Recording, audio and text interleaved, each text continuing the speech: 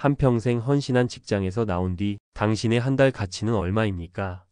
주된 일자리에서 받던 월급 명세서의 숫자와 퇴직 후 세상이 당신에게 제안하는 월 150만 원, 월 200만 원이라는 숫자 사이의 거대한 간극. 이것은 단순히 돈의 문제가 아닙니다. 평생을 바쳐 쌓아 올린 나의 경력, 나의 시간, 나의 자존감이 송두리째 부정당하는 듯한 깊은 상실감의 문제일 것입니다. 잠시 후 25년간 성실하게 일해온 한 가장이 어쩌다 월 180만 원짜리 일자리를 전전하며 몸과 마음이 무너져 내렸는지 그 현실적인 이야기를 들려드리겠습니다.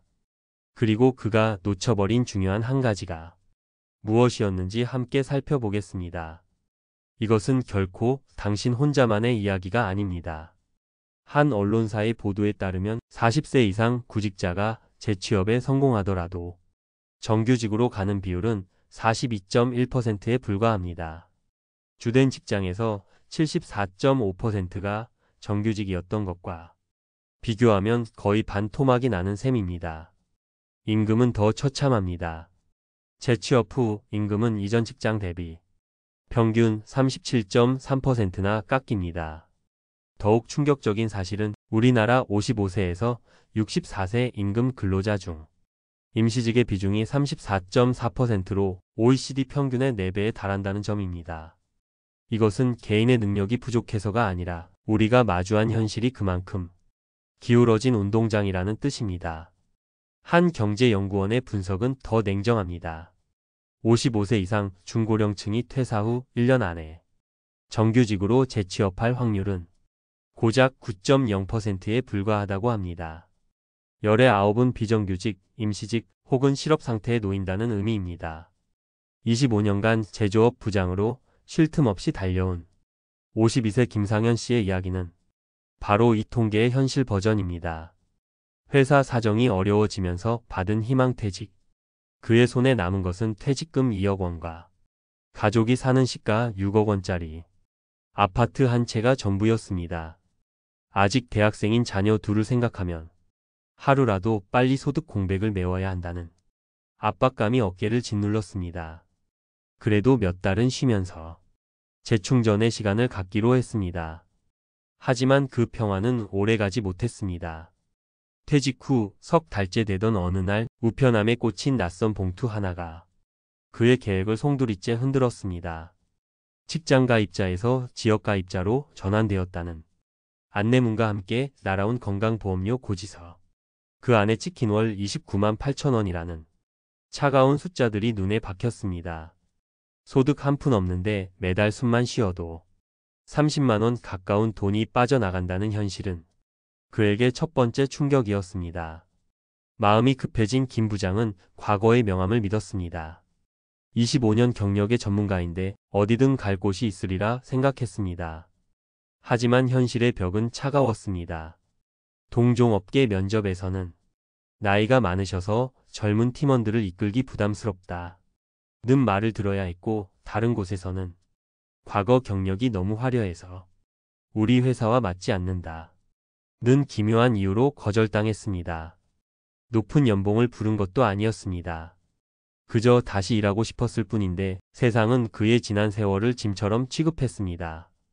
결국 그는 보험 가입만 되면 어디든 일하는 절박한 심정으로 월 180만 원짜리 시설관리직에 취업했습니다.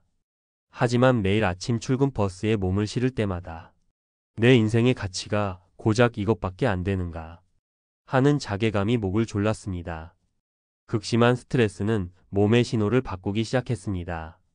잠을 설치는 날이 늘었고 밥을 먹으면 속이 더부룩했으며 가만히 있어도 심장이 두근거렸습니다.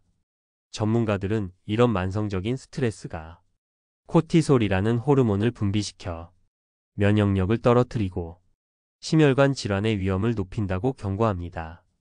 김 부장은 병원에 갈 시간도 마음의 여유도 없는 필요의료 미충족 상태로 서서히 무너져 내리고 있었습니다. 자, 지금까지 우리는 김 부장님의 안타까운 사례를 살펴봤습니다. 하지만 그의 실패가 단순히 운이 나빴기 때문일까요? 아닙니다. 여기에는 우리 대부분이 빠지기 쉬운 공통적인 함정이 숨어 있습니다. 첫째, 퇴직 후 가장 먼저 마주하는 건강보험료라는 재정적 절벽에 대한 무지입니다. 월급 봉투에서 자동으로 빠져나갈 때는 몰랐던 이 거대한 고정 지출은 준비 없는 은퇴자들의 재취업을 조급하게 만드는 가장 큰 요인 중 하나입니다. 둘째, 자신의 시장 가치가 급락하는 현실을 받아들이지 못하는 심리적 충격과 정체성의 혼란입니다. 한 재취업 교육 후기에서는 퇴직 후 잃는 것으로 직장 명함과 직급을 꼽았습니다. 이것은 단순히 돈을 못 버는 것을 넘어 사회적 존재 이유를 잃어버리는 듯한 깊은 상실감을 안겨줍니다. 셋째, 낀 세대의 정책적 소외입니다. 한 일간지 보도에 따르면 청년과 노인 일자리 예산은 각각 조 단위를 넘어가지만 정작 가장 활발하게 일해야 할 중장년층을 위한 예산은 턱없이 부족합니다. 청년도 노인도 아닌 우리는 아무데도 속하지 않는 느낌이라는 한 50대 가장의 인터뷰는 우리 사회가 이 문제를 얼마나 방치하고 있는지 보여줍니다. 여러분이라면 이 막막한 상황에서 어떤 돌파구를 찾으셨을까요? 여기 비슷한 위기 앞에서 다른 선택을 한 사람이 있습니다. 55세의 명예퇴직한 고등학교 교사 박진수 씨의 이야기입니다. 그 역시 처음에는 교사라는 안정된 울타리를 잃고 깊은 무력감에 시달렸습니다. 하지만 그는 주저앉는 대신 한 재취업 교육 프로그램의 문을 두드렸습니다. 그곳에서 그는 인생의 전환점을 맞이합니다. 교육의 첫 번째 과제는 나를 알기였습니다. 그는 과거의 박 선생이라는 명함을 파는 대신 지금의 내가 무엇을 잘하고 무엇을 좋아하는가에 집중하기 시작했습니다. 평소 취미로 즐기던 목공이 떠올랐습니다. 그는 퇴직금의 일부를 털어 전문 기술을 배우는 데 투자했습니다. 결과는 처음부터 화려하지 않았습니다. 처음에는 월 100만 원도 벌기 힘들었습니다. 하지만 그는 포기하지 않고 지역 문화센터 강사로 출강하고 온라인으로 자신만의 감성이 담긴 맞춤 가구를 판매하며 조금씩 길을 넓혀갔습니다. 지금 그의 수입은 월 200만 원 남짓? 액수만 보면 큰 성공이 아닐지 모릅니다. 하지만 그는 말합니다. 누구의 지시도 받지 않고 자신이 좋아하는 일을 하며 얻는 만족감, 그리고 박목수라는 새로운 이름으로 불릴 때의 뿌듯함은 돈으로 환산할 수 없는 가치라고 말입니다. 김상현 씨의 무너짐과 박진수 씨의 일어섬. 두 사람의 이야기는 우리에게 중요한 교훈을 줍니다. 퇴직 후 닥쳐오는 거대한 파도 앞에서 무너지지 않기 위해 우리는 지금 당장 4가지 현실적인 준비를 시작해야 합니다. 첫째, 재정 준비입니다. 퇴직을 앞두고 있다면 퇴직 즉시 건강보험료 모의 계산부터 하십시오. 국민건강보험공단 홈페이지에 들어가면 내 재산과 예상 소득으로 보험료가 얼마나 나올지 직접 계산해 볼 수 있습니다. 이 숫자를 알아야 충격에 대비하고 재취업의 마지노선과 속도를 현실적으로 정할 수 있습니다. 이것이 제2의 인생을 위한 첫걸음입니다.